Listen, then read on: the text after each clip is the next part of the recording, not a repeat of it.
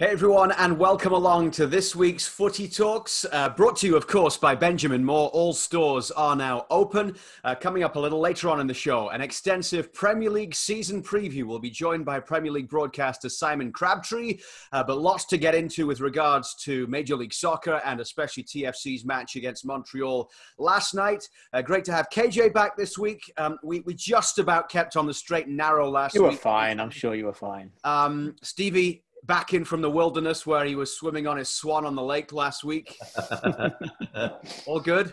Yeah, all good. It was a tough show from the cottage last week. Look, there was a moment, I don't know if anybody realised, but a dog, which was in a property next door, got into the cottage and was roaming around, and I just saw it get into one of the trash bags, and I'm like, I'm carrying a computer, I'm letting this... I saw you. Brian Dunseth was great last week. Great guest. Brilliant. Dunny was talking, and all of a sudden, I just start seeing the laptop moves, and then not a distraction at all, as Stevie's like walking around the deck into the cottage. Like, I didn't know what it was, so that's what it was. It was a dog. It was in there for about 10 minutes, and I thought, I'll be okay. But then it got into one of the bags that we were using for the trash, and I thought, I'm going to go in here and the place is going to be an absolute mess. So I had to improvise, take the laptop and sort of kick this dog out the house. But no one noticed. It was seamless. I'm here for your soccer takes and kicking dogs. We've got the Premier League starting up a couple of days away. We'll get into that a little later on in the show. Plenty to talk about with regards to Major League Soccer. Let's kick off with TFC and what happened last night.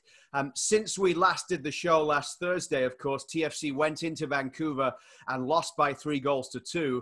And that really meant, KJ, that last night, as Greg Vanney and a couple of the players said coming into that game, a win was the only option for TFC if they were going to stand any chance realistically, rather than crossing fingers and hoping that there was no way Montreal could get anything in Vancouver.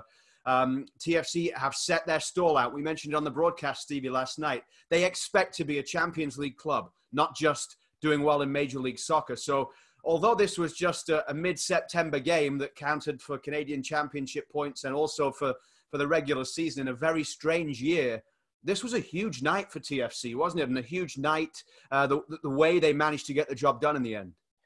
A massive 3 points. You know, you laid it out there perfectly in terms of the format and the Canadian Championship. I think revisionist history will probably tell us that if Montreal go out to Vancouver and win both those games and get what they needed to be done, then TFC can probably tell the tale of, well, you know, we won 4 out of 6. You know, we thought we did probably enough, and in the end it maybe.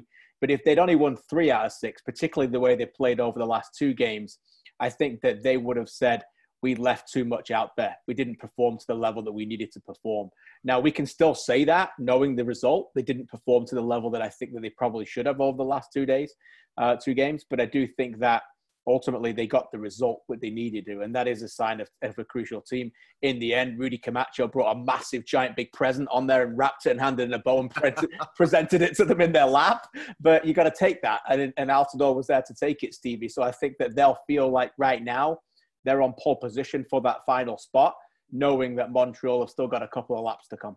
Yeah, I think they are in pole position. I think it'll be difficult for Montreal to go into Vancouver and win comfortably, get the goals that they need to pick TFC to that first place, KJ. And I think in many ways, TFC are really fortunate. I think they've took the foot off the gas. They've been very complacent for me in this round of Canadian Series games. I think that they're head and shoulders above the Montreal Impact and the Vancouver Whitecaps. Now, you know, I don't say that flippantly. I really believe the quality of play, the continuity, the understanding that these guys have compared to the other 2 sides is far superior. So for me, the fact that we're still even discussing that this is in the balance is a little bit of an indictment on TFC. Again, last night, I don't think they were at their best. I think there's still some things to work on for sure. Within the kind of formation and the lineup of players that Greg Vanney's picking. For me, everything's still coming far too narrow at times, and that would be a big issue of mine if I was the head coach of TFC. And I feel like they're still moving the ball a little bit too slowly. But when you have players like Altidore And we mentioned it numerous times in the broadcast. He wasn't at his best. He wasn't sharp. He didn't look like the Jozy we know he can be. He's still capable of just putting that one chance away when it comes along. And the gift from Camacho, I've watched it 10 times, KJ. I don't know what he's thinking. 2 minutes to go. Our draw's good for the Impact. What kind of pass is he trying to play, and how wrong does he get it? Yeah. It's awful from Camacho, who had a really strong game and has been forming a brilliant partnership with Louis Binks. Real big mistake at a vital time, and TFC capitalised and punished them. Yeah, I don't think if they have a free kick like that in the same position in the future at that time, I don't think he'll be the one taking it, put it that way. You know, you need somebody with a bit more of a distribution. You almost need someone like Altidore at that point to forget the fact that he's down there trying to score a goal. You could see for 10, 15 minutes, Luke, that they basically played for a draw.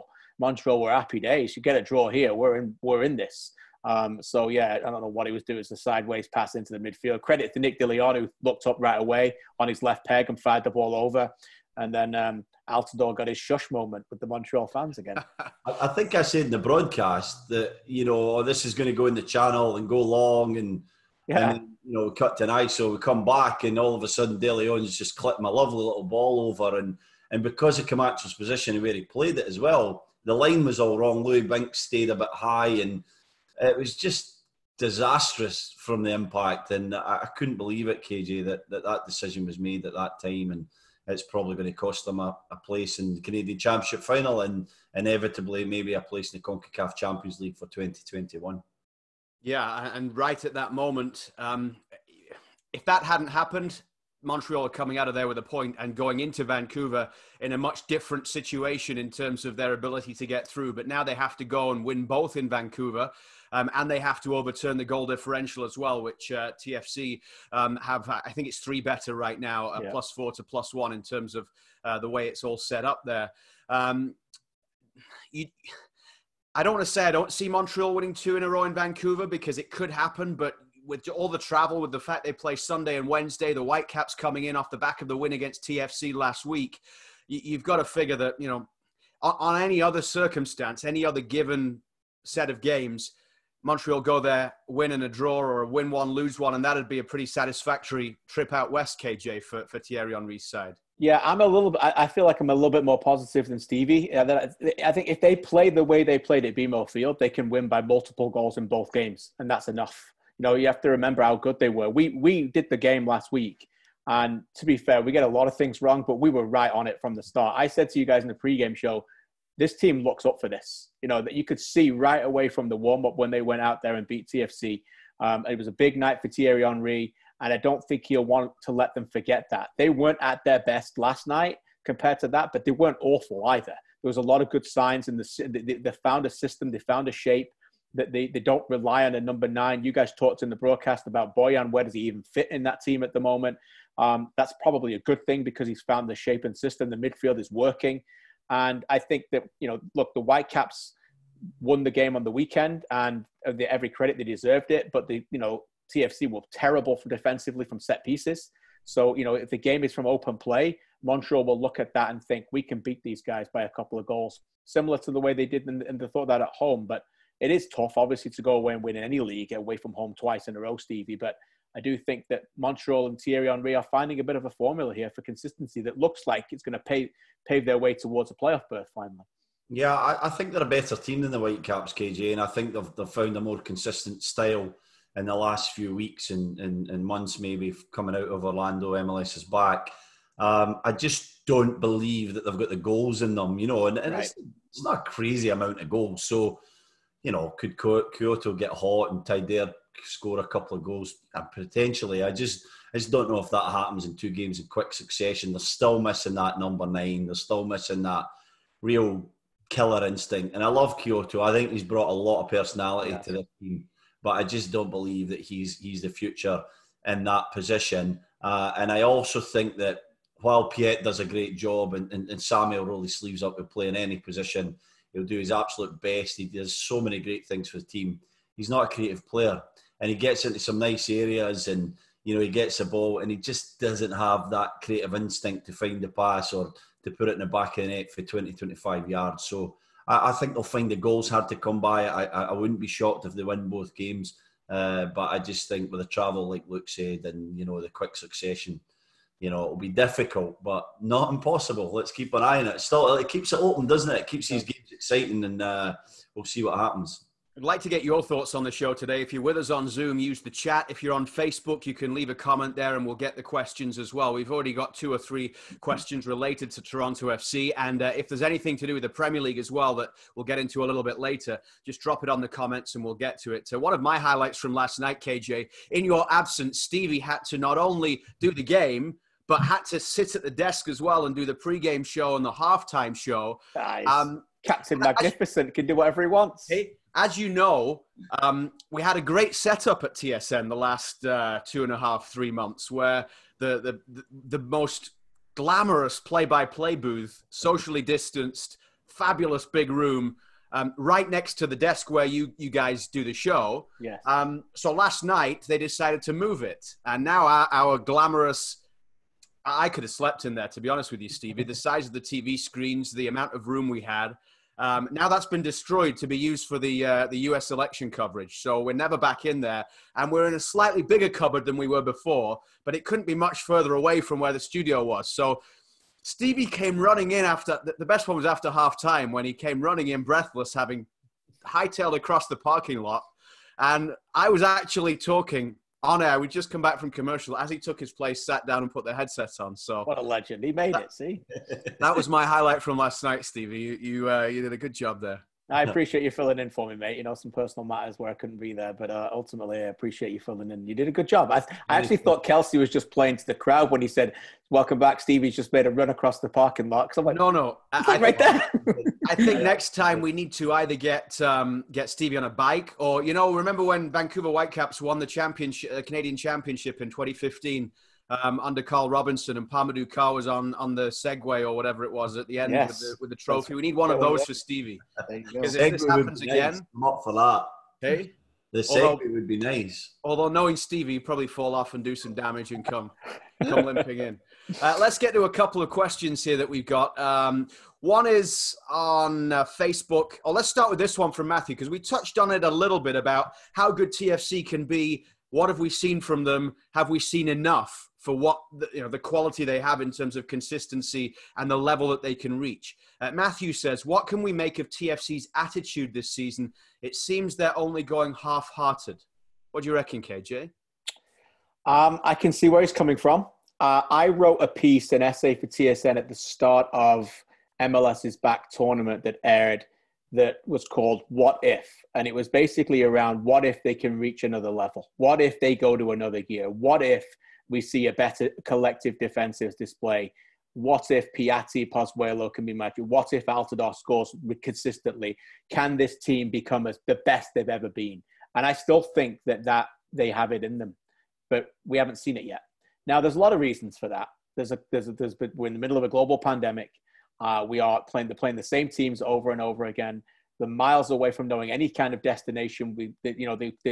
There's a likely move to the United States coming where they're battling with families they're not going to take them with. So there's lots of reasons why they've not made it there yet.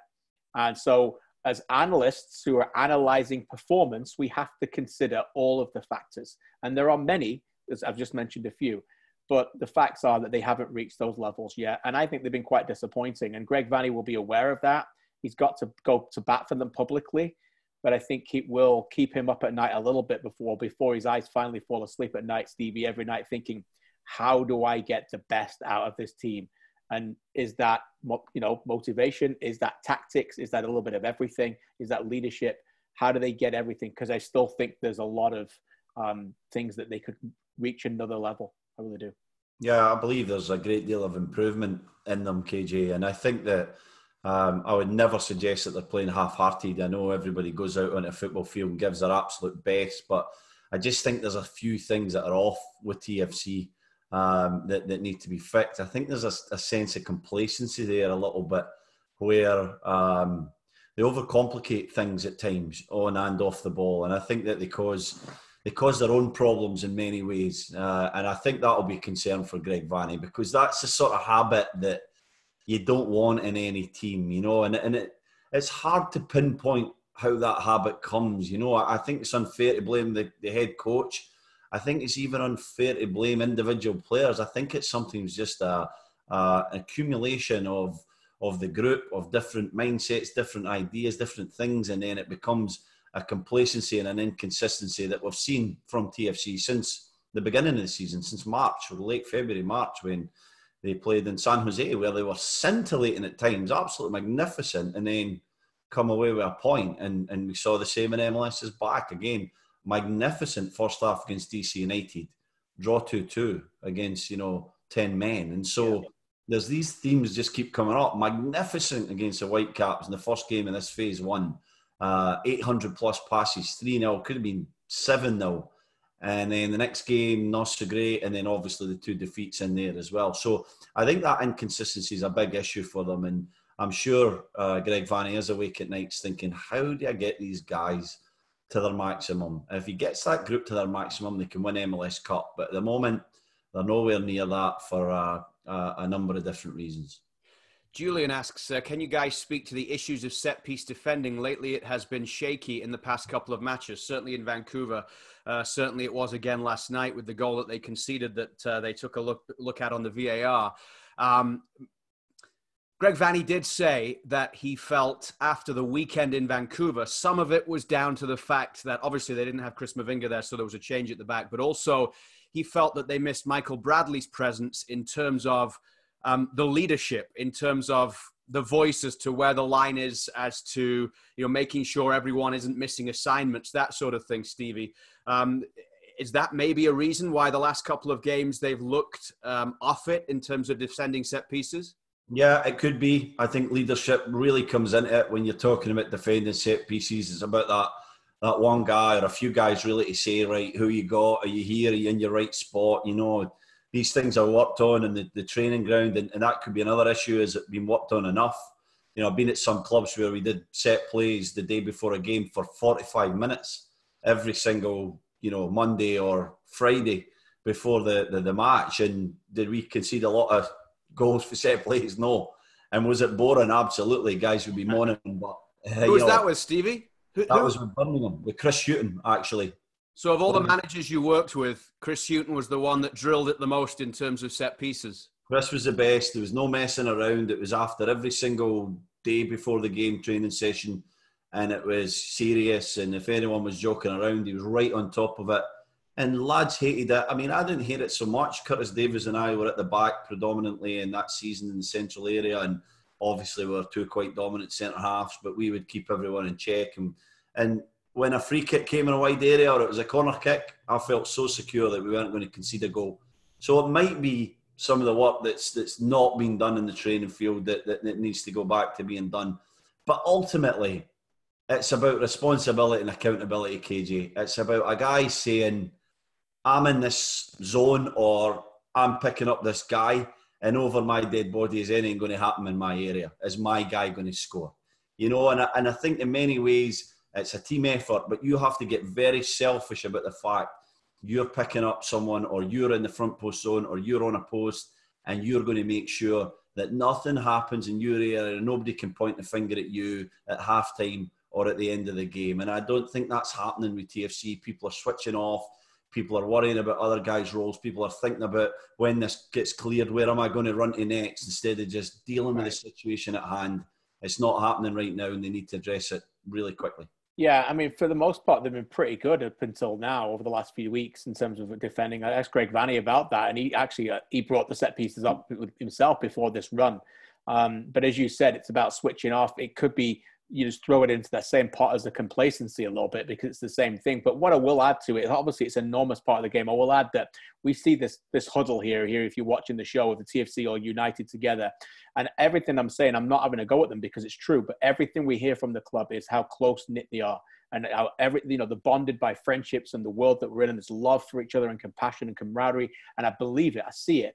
And that's where you need to see it as well. That's the moment where you come together as a team. And that is the next step for Greg Vanney right now, is that when you say, is this team 100% switched on whistle to whistle? They're not. And that's where they can try and keep working on it to get there, because, there's a long flight home from Vancouver, and there's a lot of pondering you can make, because there's absolutely no way you should be losing a game to that team. No way. You can lose a game of football. Man City lost to Norwich. You can lose a game now and again, but you shouldn't be losing the way that they lost it. Let's get to the Benjamin Moore do-it-yourself play of the game. And we didn't pick Jozy Altidore's winning goal last night because it was gifted to him by Rudy Camacho. We did pick the first goal. If producer Kev can share the screen, and we will see this. Richie Layrea last night popped up on a left-sided midfield role because, of course, he did. Because he's excelled on the right, so why not try this? And Westberg plays it to Richie Layrea. Off he goes. And as we see it come back there, it's just this moment here where Binks thinks he's got there, Stevie, and then Layrea finds another step, and what a run it was to turn defence into attack there. It starts with Westberg, by the way, as well, doesn't it? Yeah, it does start with Westberg. I tried to say that in the broadcast. I'll try and be brief here because I think I've talked more than enough about this goal. I want to hear what KJ thinks, but brilliant thinking from Westberg to come out and then realise he's sliding out the box to then make the pass. Then it's all about Layrea, and I just love that part, KJ, where he has a vision. He sees Louis Binks. He looks like he's going to stop and he's going to maybe check out, look for support. And Binks just delays and comes alongside him. Then Layrea realises he can just burn him on the outside. He can use that pace and directness of his and get there. And at one point I want to make is that Richie Layrea would not have assisted in this goal 12 months ago. Right. Richie Layrea would have turned out. He would have came back round. And it's the evolution of him as a player. His confidence is sky high. He's realising his quality now, and he's maximising all that potential he has. Brilliant signs from Richie Layrea. He's been excellent this season, and that goal's all about his work, isn't it? Yeah, fantastic turn that allowed that to happen in the first place as well, when he receives the ball and turns and then goes. Yeah. But you said it's about the desire, head up, courage and confidence to believe that he can do it and push forward. And that's what TFC need more in the team. They need more pace. And I think that's one thing that playing him in an attacking position gives them. It gives them more pace and directness. We all know about Piatti and Pozuelo's skills and intertwining and coming deep and causing the problems, and obviously in between the lines. But you need that pace down that side, and Layrea provided that. There was a quick shot there as the director cut to an ISO. Who did they cut to an ISO of? Zachary Broguillard. Why? Well, obviously because he was involved in the play prior to that. But we know in Montreal's system that Broguillard gets really, really high. And quite often what Thierry Henry's adapted is a little bit like what the Tottenham Hotspur system do, where the back two move over again, the left back Raitala comes in and plays like that Ben Davies role where they move into a back three, and Broguillard is just given license. And I think what Greg Vanney knew, having played Montreal already, is that they need to target that space, and that's what bringing Layrea into that team did last night. If Piatti was playing over there, then it's different because he's coming inside and Broguillard can just go, but Layrea broke through. And boy, oh boy, did he make it his own. And every credit that, Piatti was the one following up. But they need a little bit more of that directness. And as you said, Richie Layrea, everywhere he's positioned on the field, everywhere he's asked to do, he delivers. I ask this bearing in mind what the next question is from Christopher on Facebook, who wants to talk about Erickson Gallardo and does he have a future at TFC? Thought he would be playing on the left or right, switching with Piatti. A TAM player, yet Endo gets in ahead of him. Think that we need more width and pace. Says Gallardo plays once every month for 20 minutes. We expect him to perform, yet other players get more chances. Greg Vanney said he's a good guy. He wants him to be a little bit more aggressive. We've only seen him flashes from Erickson Gallardo. Maybe we can talk about Gallardo in a moment, but the first question before that is there anyone else, Stevie, that could have done what Richie Layrea did last night in that TFC lineup? No, there's not enough pace in the lineup, and they're becoming a bit predictable, and that's what we were talking about a bit earlier, about everything coming in the middle. And as great as Piatti and Pozuelo are, and I love watching them play, they're brilliant players, but it's the same kind of style. They slow things down at times, and everything comes in the middle, and at times... But Gallardo has that pace, doesn't he? He does, but he's been a poor signing. It has to be said. He's not played enough minutes. He's not a right-sided player too. Exactly, and he's not been trusted by Greg Vanney, and Greg sees him every day. So I can't comment on whether he should get a chance or not. I don't know enough about the lad because I've not seen him play enough. But he looks to be quite inconsistent. With the games that we did see him, he looked like he couldn't last very long. He had fitness concerns and. So in that regard, and what are we? I don't know, when they signed him at least a year ago, maybe 18 months ago. It was the same time as Omar Gonzalez in that July transfer window there. So a year plus ago, and there's been a big break with COVID, but that's not good enough. If he's not breaking into the team, he's a TAM signing, then you've made a bad signing there. So what I will say is that if he's not good enough, then cut your losses. Try and move him on, get someone else with that money if you can do it, or get the guy in the team, give him a chance. Let's see what he can do. Layrea and Gallardo, I know that they'll need to mix it around to get everyone in the team. But it sounds like that would bring the pace in the wide areas, KJ, that they're maybe needing at the moment. Yeah, what I would say is if he can't get in the team when the team's crying out for width and pace, if he can't get in this team, then it's probably not going to look good for him going forward. I know he's a TAM player. Just to clarify, I don't think of him as being a $1 million+ player, because they used TAM to buy it down. So he's not anywhere near that level of player. It was almost like a project anyway when they got him. But as you said, it hasn't worked out at the moment. I mean, I could talk a lot about this. I think that, like, for me, I do think that the recruitment of the team in wide areas has been poor for many years. I think Greg Vanney has had a desire to want to play a certain way and has been let down by poor recruitment. And people talk about how brilliant Tim Bezbatchenko was and the recruitment that he got, and he got a lot of things right, but they didn't sign good wide players then. And now you could say, oh, they've got an abundance of wide players, but there's very few players that he trusts in that position. You know, you can talk about Schaffelberg or Endo or Gallardo that can really play in that position for a long term. Piatti's been a sensational signing. I thought he was excellent in Vancouver. I thought he was their best player. He looked tired last night. And you got to be careful about the fatigue and minutes from him. Now you've got a bit of a runway to get some rest. And I think you need to. For me, I'd just be giving him as much rest as you can, because without him, the team will look even more predictable. But you're right. They need more pace. And if, you know, for me, it always comes back to one thing, Pozuelo. And Pozuelo this season is playing as a 10. And he's a true 10, and he's really a second striker. It's not even a 4-3-3 system, and coming back, defensively, his responsibilities are very, very low. And I think that's because they don't trust him to give him any more. He's worked hard at the game, but it's nowhere near his best position. It's nowhere near his best factor in his positioning. But they want to play him as a 10. So that means, how do you get the midfield numbers and the wide areas and pace together? And they tried it with Osorio out wide. Now he's central, which I like him better in. I think it's time maybe to try this system if Michael Bradley comes back with Osorio next to him. I think that brings more directness and quality in midfield with those, and try and maybe leave Layrea and Piatti on there as well. So I think that might be something they can do. But if Pozuelo's playing as a 10, you've got to get the pieces around him right. He's a massive part of the piece, but the other areas have got to be right. And right now, I don't think they've quite got that balance right at the moment. It's Footy Talks presented by Benjamin Moore, and KJ mentioned there now Piatti gets a little bit of a break in terms of what comes next for TFC. No one quite knows yet where it will be, who it will be against. There are drafts of schedules that coaches have said that they have seen. Nothing has been announced so far. And the expectation, of course, is that TFC are going to have to play all of their games south of the border in the United States. Teams won't be allowed to come into Canada, which is going to make it really tricky between now and the end of the season, battling with teams that have home games. And we wait and see whether TFC are able to get home in between games or how that all plays out. Certainly conversations, I'm sure, are still going on, which is why nothing has been announced yet. But I expect you're looking at least 10 days now before TFC are back in action. And we'll find out soon when that is and where it is. The Premier League back in action this coming weekend. And now on the show, we can talk about that, get you set for the start of the new Premier League season. A great guest joining us now. Simon Crabtree has covered soccer in England for the best part of 2 decades. He reports for TV around the world on everything Premier League. And he also knows Stevie pretty well. So Simon Crabtree joins us now on Footy Talks. Great to see you. Thanks for being with us today.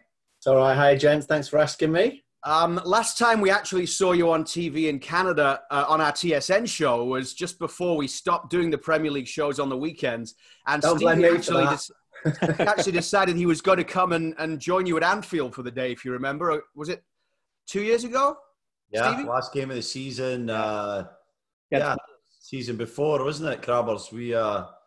We were hoping. It seems like just yesterday, Stevie. I had to hold his hand all the way around Anfield. Bless him. It was like Christmas for you that day. I think you had the best day ever, didn't you? Yeah, you looked after me, mate. You took me the best places. I was pitch side. I was watching the warm ups, and I saw Steve McMahon, who was my coach at Blackpool for a month in early stages of my career. That was great. John Barnes. Yeah, a great day, didn't we? Apart from the fact that, being there, it was electric, the atmosphere there that day at Anfield, and I'm just so hopeful that I'm not a fan of Liverpool, I'm not a fan of any team, but I really wanted Liverpool to win the league that day just to see what that was going to be like, and lo and behold, it was a year later, wasn't it, Crabbers?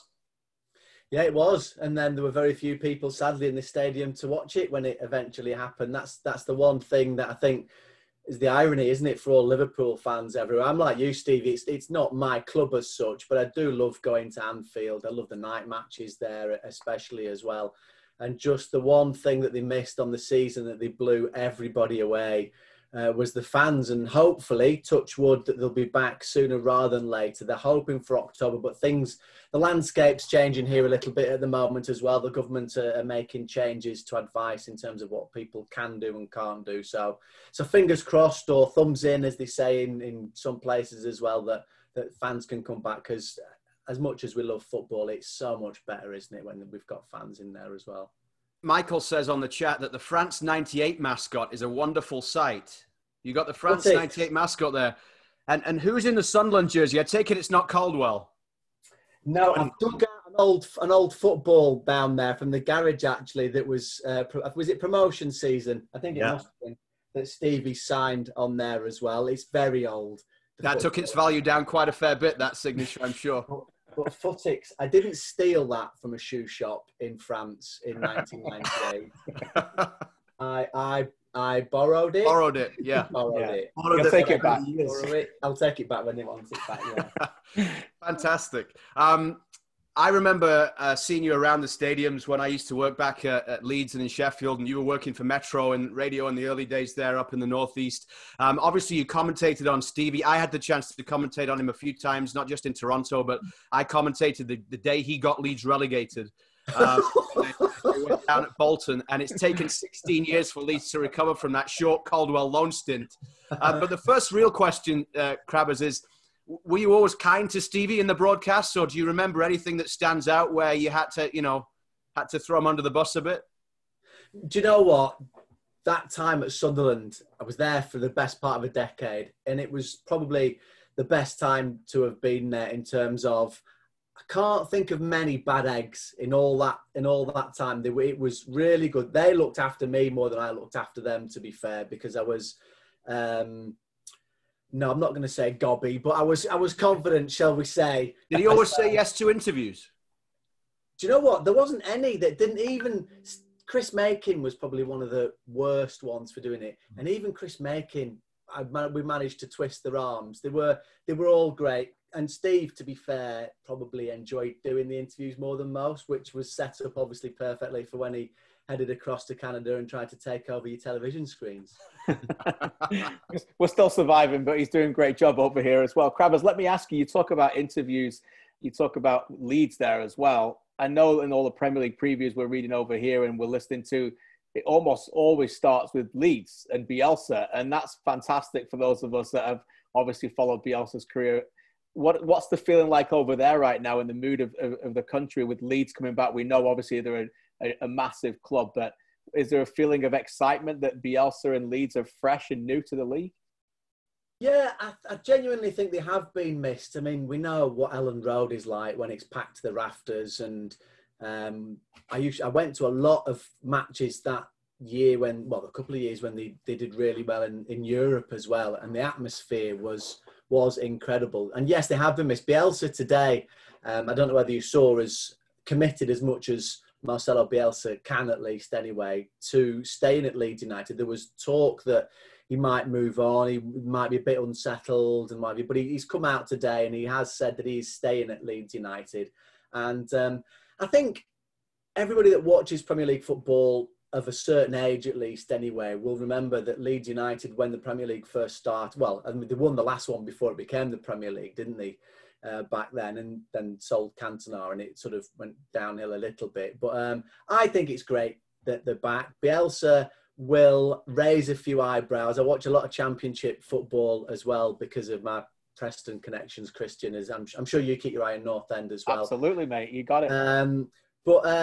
Yeah, they excite me as well. I like the way that they play football. They press a lot, don't they? They go looking for goals. They can get goals. It will be very different, of course, in the Premier League.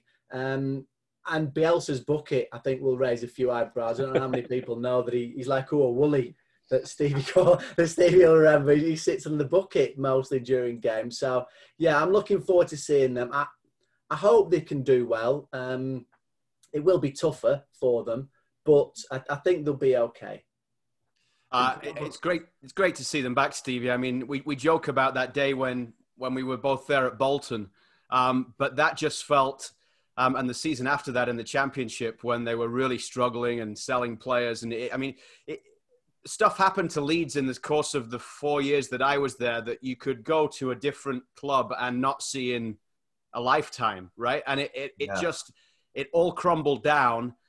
From what was, as Crab has said, those European nights were incredible. And within the space of 2 years, it was a club that was just struggling to try and find a way to survive.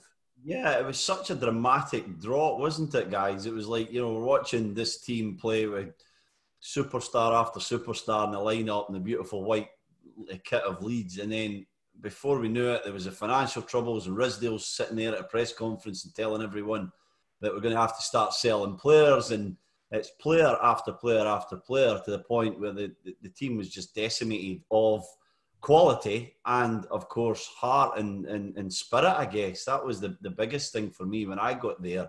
I got into a dressing room with some great people and great players, but there was a dark cloud over the whole football club, and I could feel it for the day that I got there. It was weird. It's hard to pinpoint where it was coming from or who was causing it, because, we had Viduka, we had Smith, we had Matteo, we had McPhail, we had Hart, we had Kelly, I could go on and on, Paul Robinson. We had these great, great players. Lucas Radebe, a brilliant man, coming to the end of his career, but a great player and a great guy, great leader. And there was this cloud, there was this heaviness to everything that we did, every game that we played, every situation that we were in. It was a horrible time to be there. I'm so proud to have worn that shirt and to have been involved with Leeds, and I'm still counting that day as one of my most disappointing in football to be relegated at Bolton. Look, it was a hard day for everyone involved, and I'm just glad that they're back.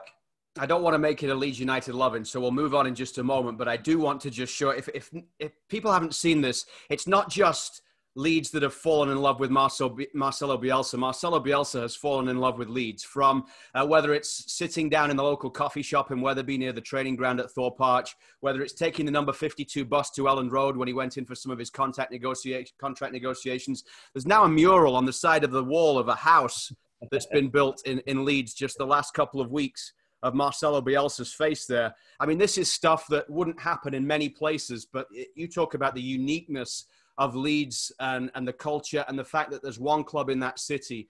And it's great to see them back. And Crab has mentioned the fact that the disappointment about Liverpool last year was that there were no fans in the stands. Same for Leeds as well, that they didn't get after 16 years to experience that, and that they won't have fans there tomorrow to experience coming back to the Premier League at Anfield. Bielsa against Jurgen Klopp on Saturday, I should say. The other big disappointment for me was that last year they lost some legends, the likes of Trevor Cherry, Jack Charlton, and my former broadcast partner, Norman Hunter, who would have loved to have been there to see Leeds back in the Premier League. I was going through some old stuff this week and found this. Norman's season pass from 2003-2004. Wow. I don't know how I ended up having it. It was with mine. I used to have to carry some of his stuff around because he didn't really he didn't need a pass. He was Norman Hunter, right? It's just like when Stevie's walking around Toronto. People just throw drinks at him and stuff. He doesn't need a pass. But I thought that was cool, just heading into the first weekend. That was the year Leeds went down, Norman's pass. Great. And I just wish he was there this weekend to be able to see them back. KJ, we'll talk about, take it away from Leeds. Go somewhere else. It doesn't Krabbers, need to, let me ask you about FM. Yeah, Krabbers, let me ask you about the top of the league. Obviously, Klopp has come out this week and done a big interview saying, we're not run by countries or oligarchs, and we haven't been able to spend the money that the likes of Man City have spent, and obviously Chelsea have thrown all this money at. But you've got a fantastic football brain. Do you still think that they are the best team in the league? That you've seen a lot of Premier Leagues. You still think that because I see it's the time of predictions now, and everyone's picking, Liverpool or Man City or Chelsea, but they are the top of the league, and they're still difficult to take off that perch, I would imagine. Would you think?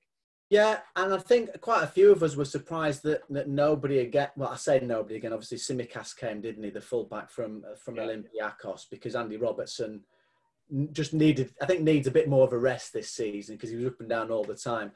But the way that Jurgen Klopp was saying it, at least, is he's seeing players that have stepped up themselves that are almost like new signings.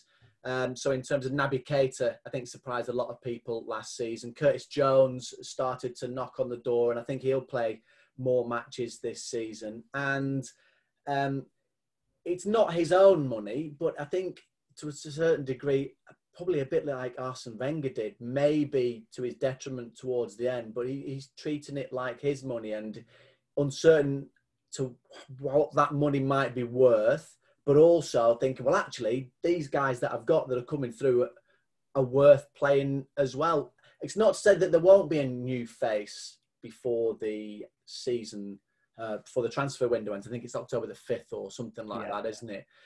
Because there's still talk about Thiago Alcantara from Bayern Munich, but the way I understand it, somebody would have to go before he came in, and his contract ends at the end of next season. So whether they've done it before, haven't they, where they signed sort of a pre-contract one in January where that window opens. Maybe Gini Wijnaldum, he's been linked with Barcelona. But to answer your question, eventually, they're still top of the tree for me. They're still the ones that everybody wants to be, and that's why Chelsea have spent £200 million. That's why Manchester City have brought in the couple of new faces, and they needed a new central defender, I think, didn't they? So they were all trying to get there. The gap won't be as big. I'm sure it won't be 18 points to second and 30 odd to the rest as it was. But I'd be hard pushed to pick somebody else apart from Liverpool or maybe Manchester City, I think, still next season. But I don't think it will be as big, but that could come back to haunt me, couldn't it? But how close do you think Chelsea are now? Well, I was just listening to Frank Lampard before about his new signings. Half of them are either injured or not match fit yet. So it could be a few weeks, possibly a month, before we even see them making an impact. And then that's a month gone, by which time if Liverpool start and Manchester City, like they did last season, that's a big gap already, isn't it? And then they've got to settle in and everything that goes with that then. So they're certainly nearer. That window or the season that they had that they couldn't buy anybody probably hit them a little bit, but it gave Lampard chance to bring some of the kids in as well, didn't it, for them to come through. So it was sort of positives and negatives, but I think the positives more that the kids can come through. So catching them up, will they finish top two? I can't see it. That's not to say that they won't, because as Steve will tell you, I've been wrong on plenty of times before, but I still think it's a two-horse race. Change speed now to the bottom, Crabbers, in an area that you know well, the northeast and Newcastle. At the bottom. the disappointment of Newcastle United's takeover bid, Saudi Arabians not being allowed in. Obviously, more dejection there, I guess, for the fans. But has Steve Bruce done enough with the few signings recently? I think the Fraser and Wilson obviously coming over from Bournemouth, and are they going to be in it? Are they going to get relegated? Are they going to drop this season? Or who do you think is going to be down there? I think Palace are going to be struggling, and much to Luke's disappointment, Sheffield United, I think they'll be having a tough season this year. I agree. Ridiculous. I agree, mate. Has nobody learnt from last year when everybody had them in the bottom three? Different year, mate. They're still going to let Crabbers talk, please. But I'm quite happy to watch the fight go on with you three. So it's always much more entertaining than I come on. KJ's Villa, I'm Blades, so there is absolutely no way that Blades are finishing below Villa. So if we're in the bottom three, then your guys are as well. I'm not even going to bother asking him to put his money where his mouth is, because he's a tight Yorkshireman and he can't find his pocket. Remember that? It doesn't matter. Go on. What was the question? Newcastle. Yeah, we want to know from Crabbers who's going down, basically. I think the other two that came up, I think West Brom and Fulham will find it difficult this year. I know West Brom have just tried to, well, they have picked up Callum Robinson, haven't they, who can score goals in the Championship, didn't get the chance at your boys at Sheffield United to really do the job there. But I think they and Fulham might find it tough this year. I think Leeds will be all right. And then, like you say, pick anyone from any of the other few that struggled last year. Villa, they were on the edge, weren't they, for quite a long time? Trying to be polite, right? Trying to be polite. I think if they can get together a little bit more as a unit, I think it will help them. They just seemed a bit fractious at times. Sheffield United, I disagree with you there, Stevie. I went to watch the match last week. I must admit, they didn't overly impress me, but it was just building up fitness for them. I think the way that they play, they're really tough, aren't they? They don't score many, but they certainly don't concede many either. So I think they'll be all right. I think the Burnley boys will be all right as well. Just on Stevie's Newcastle point, I don't want to talk about them. I tried to get rid of it. I know you swerved that, right? You went straight around it, but I'm going to bring you back to it. Okay. What are they as a club right now?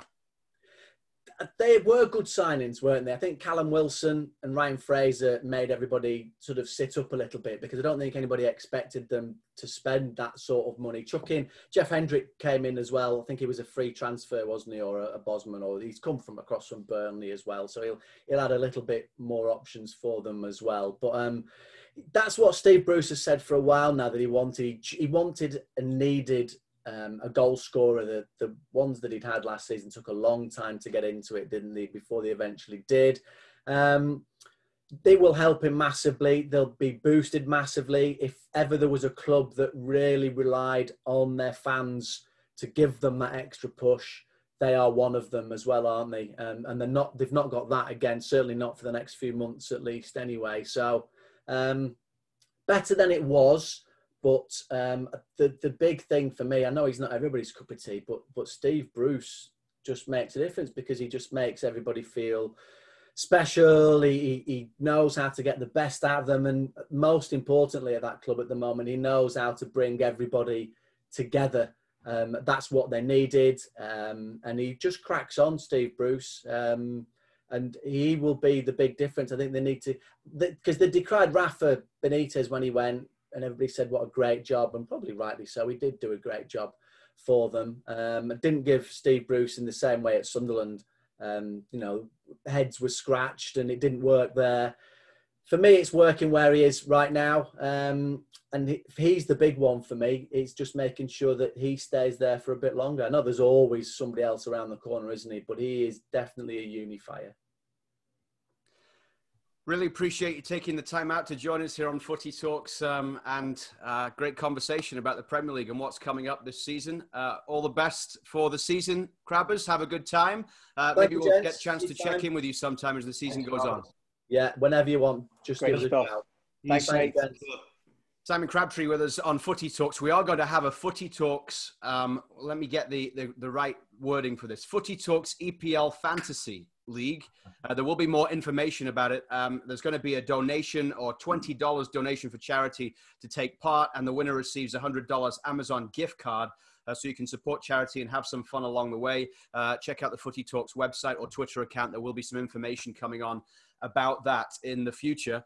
Want to finish off in a couple of minutes just by talking about the news with Canada and the postponement of World Cup qualifying coming up. But before we get to that, just on the Premier League, are City going to surpass Liverpool, KJ, this year? I think they could. Defending the titles is very hard, and lots of factors to that. Fatigue, obviously, their desire. Are you going to be switched on 100% every time? In the last 10 years, it's been defended once, and that was by City back-to-back years before Liverpool obviously took over that. I don't think, when you think about the points totals it's taken to win the Premier League in the last couple of seasons, or the points totals that the winners have got, I don't think it's going to get there this season. I think there's, for a lot of reasons, I think the short break will lead to some fatigue. The amount of games that these teams are going to be asked to play in such a short amount of time is truly unprecedented, and they already play too many games already. So that's a massive ask on the squads as well. I just think, maybe City could, I think they're going to be a bit more hungry than they were last season. They've signed some, I think, when you look at, Ferran has come in, he's a fantastic player. Ake, I think, will boost the defence as well. And Liverpool haven't made many changes. Now, they could stay healthy, but if they don't, then there's a few injuries there. Then they could, if Van Dijk gets hurt or something, obviously, then they're going to have to deal with what City dealt with last year with Laporte. If Laporte plays, they're a far better side. So I think it's fascinating. I like Crabbers. I think it's a two-horse race. I'm not enamoured at all by Chelsea. I love the players that have signed. I think they're going to be great. one day for when Pochettino's there, for example. I really do. I just think Lampard, for me, he's okay as a manager. He's still learning his stripes, but at what point do the team become too big for Frank Lampard? Abramovich fires managers for fun. You think about the great managers, Conte, Ancelotti, they lasted 2 seasons and that was it. Mourinho lasted 2 seasons in his last tenure. Lampard's in his 2nd season. Now, what does he have to do this season to not get fired? That's I don't know that, but I don't think they're going to win the league. And I think Havertz and Werner, Stevie, and all these players that they've signed are tremendous players. But I think, in 2 or 3 seasons, they'll be lifting a title with a different manager. Yeah, I think there's still question marks about the players you mentioned, KJ. And I don't mean their talent. I just think the age that Havertz is at, he's going to take time to settle and come into the Premier League. And I think Werner's going to find out that, out of that Leipzig system and out of the Bundesliga, that things are much tougher in the Premier League. It's a lot more physical and a lot more difficult to find space and score goals regularly. So, I'm really not having a go at both the guys because I love them both, and I think in time they'll settle. But again, to your point, how much time does Frank Lampard have? How patient will Abramovich be? We're going to find out because he is a Chelsea legend. So I think he's going to get the most time that is humanly possible for Roman Abramovich to give someone. I like them. They're going to be closer. They're not going to be close to Liverpool and City for me. I will be amazed if Liverpool keep up the intensity they've shown for 2 seasons. I will literally be amazed, guys, because it's the same players who are asked to do it week in, week out, condensed schedule. Crabber's mentioned Robertson getting a little bit of cover at left back needed. You think about the front 3 always out there, being magnificent, as a trio for a couple of seasons, 3 seasons now. Can they keep that up? Is one of them going to have an injury or a dip? For me, it's City's league. But when I look at the things and I look at the system of City and the fact that they have a little bit more strength and depth and they rely upon the kind of tactics and values of Pep's way of playing more than individuals, I think they'll win the league this year by a reasonably comfortable margin, less than 10 points, but I think they'll win the league this season.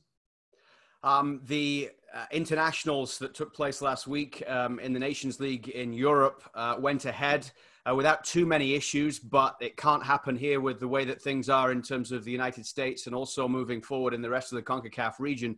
So the qualifying that was set for October and November has been postponed until March. Get on to whether that's a good thing for Canada or how you think it all might play out in a moment. But on the games that did happen, of course, England having a little bit of trouble with a couple of players, Foden and Greenwood, breaking the quarantine in Iceland. Did you ever have any issues with anyone on international trips or anything like that, Stevie? None that I can remember or none that I can tell here. No, it's normally pretty good. It's tough to go away. I don't want to sound like a privileged football player here, but it's tough to go away and be stuck in a hotel, especially with an international team. It seems like the 10 days or so is a month. It really does pass pretty slowly. Most of the time, you're sitting in your room, you're waiting for training at 4 p.m. You maybe did a little bit in the morning in the weights room, but I can remember being at Loch Lomond often with Scotland and just kind of sitting around. It's beautiful up there at Loch Lomond, but it's pouring the rain most of the time. So you're just sitting in your room waiting to get out to training. So, look, I'm not condoning what the guys did. They've came out, they've apologised.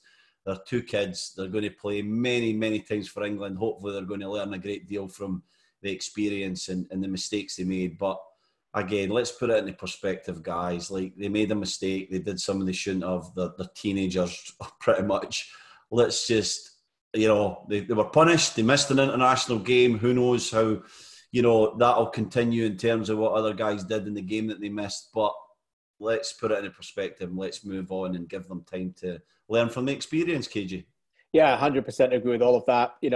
We have to be careful here that we don't fall into this enormous, great social media trap where it suddenly becomes keen to just batter every footballer in the planet right now. And, 2020 has been too much of that for me, from politicians in the UK to asking them to step up and, to even the Harry Maguire, thing that happened in Greece. It's just, because of their stature in life and how much money they're getting paid, it suddenly becomes okay to say whatever you want about them, when realistically, does that really fit the morals and values of how you talk about other people who aren't footballers? So no, look, they're naive, they're young kids, they made a mistake, and they'll get better for it.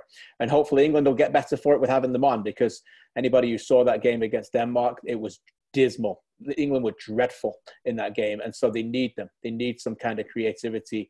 They significantly liked it. They played a back five with, the two central midfielders who never really got off the defense as well, and the rest of it was really dull. So, but while we're talking international football, I guess we should mention Ronaldo's 100th goal, which was watching that. After that, I didn't know the result. I had the England game on, then I put the Portugal game on, and our mate Gustav Svensson went through Bruno Fernandes and got his second yellow, got sent off, and who comes up? Mr. Ronaldo, and strikes a free kick into the top corner to make him a centurion. It was a magical football moment, every credit.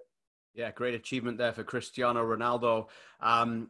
When you look at Canada, though, now, I don't think anybody, and we talked to John Herdman a couple of weeks ago on TSN, and he was saying the right things, but even then, I don't think anybody would have expected Canada or anybody else in CONCACAF to be able to play games in October and November this year. It's just absolutely impossible, especially in terms of the quarantines and everything else that's happening.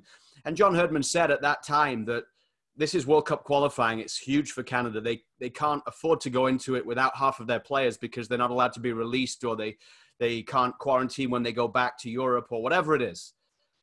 This was the only solution, wasn't it, Stevie, to delay things? And even now, you've got to wonder what is the world going to look like in March, and is this actually going to be able to take place? Yeah, it was absolutely inevitable. There was no way that players were going to be able to travel cross continents as well, and then it was unrealistic to ask Canada or anybody to play without a guy who's maybe played his football in Europe. And obviously, we know of a good few players that Canada rely on to be in their best 11. And so not surprised at all. Moved it to March. I don't know what's going to happen there. I still feel like the schedule to me just doesn't fit. It's going to be too condensed. I wouldn't be 100% surprised if there's maybe another amendment and change to that, because I just don't know how all the games are going to get fit in, into one kind of window. To me, and we mentioned it last night in the broadcast, Luke, with CONCACAF Champions League, the only solution is some kind of bubble. And it's so hard because they're condensing the league seasons wherever they play, KJ, to ask these guys to come away and into a bubble for 3 or 4 weeks, whatever it would take. So I think there's some real concerns there that this schedule that we think is going to happen might not actually happen. What do you think? Yeah, the only surprise I had was that they were pretty adamant, we'll just move it to March. They still feel like they can fit them in. I did wonder whether that bubble could have existed in an off-season for MLS, the way that Canada played games in LA last January. Yeah. They could have tried to do something like that, but obviously they don't want to get to the bubble point yet. They still believe they can play games in home markets. So I understand that, but look, it's a moving story. Everything every week is moving, and it wasn't that long between the moment they announced the new structure to the moment they stopped saying they can play those games. So I think when they announced it, they knew that this was most likely, and they're still backfilling. They've got the chance to do it. They've extended the Hex as well, remember? So there's actually a lot more competitive games to come. They still believe they're going to get them in. They have got that extra window that could go towards 2022 a little bit, but it's not ideal, but at the same time, it's as you said, it's not a surprise at all. I just think from that program, they need to try and find a way to get together at some point, though. They need to find a way of who is available, even if it's by the end of the MLS season, to come together in the country and have a camp and play some games against each other or something. I just think the longer they're away from each other, they need to work on that camaraderie a little bit. Over the course of the next week, Vancouver and Montreal playing twice. Those games will be on TSN. TFC fans will be interested, of course, to see if Montreal drop any points, then TFC will be heading to the Voyageurs Cup final. We don't know when that's going to be. And if either of, if the MLS teams have to move to the US, then quarantine, do they come back in to play Voyageurs? That's another question that goes around the scheduling and how things are going to play out between now and the end of the season. But TFC with a keen interest in those Whitecaps Montreal games. And then hopefully by the time we do the show next Thursday, we know when and where the next games are going to be. And once that's all confirmed, we do have a promise from TFC President Bill Manning to come on Footy Talks in the next couple of weeks to explain how they've managed to get to where they are and where they're going to be going and what's going to be happening. But for now, still a lot that's up in the air. But enjoy the Premier League this weekend. If you want to sign up for the fantasy game on the Footy Talks Fantasy League, do that. I might do that. I might sign up. I usually sign up for these things and forget after 2 weeks. That's okay, though. I need to have a look at... Stevie, I should sign up for your predictions league again. Yeah. I need to remember to get them in tomorrow. It's still on. Okay. Yeah. What's Scorgus is called, eh? Stevie does these predictions every week with this league, and he absolutely destroys everybody. He's brilliant. Yeah, he was near the top of like I was second last year to Matt Holland. Right. Second out of in total, you were second out of how many? No, in total, ex-pros. Top 100. But there's a ex-pros league, about 25 ex-pros, and I won it the season before. I think Matt won it the season before me, and Matt won it again this year. So we've had a little duel at the top for a couple of years now. You're Liverpool league's Man City, basically. That's what you're telling us. I got my title back this year. There you go, yeah. So, Luke, final question, Luke. Who's going down with Sheffield United then this season? I'm not even... I mean, you're just making this a fantasy land now, because it's not... Why would anyone think that was going to happen now after... I think there's a chance. We strengthened this week. We've got Ampadu in at the back, son of Montreal assistant coach. This is the problem. You're changing too much already. This is the thing. We're not changing too much. Let's just see how it goes. I think we've got Villa week 2, right? Our first match. We don't play first week. We've got Wolves. We've already got a head start. Watkins, KJ. I know. Wolves and then Villa, and then we'll see if Villa decide to turn on the goal line technology system this time, or if they're just going to leave it off again just because they need every help they can get. Yeah, whatever, mate. We're in the Premier League. We'll see how we go this year. Enjoy it, everyone, as the Premier League kicks off. We'll see you for Footy Talks again, same time next week. Thanks, everybody. Thank you.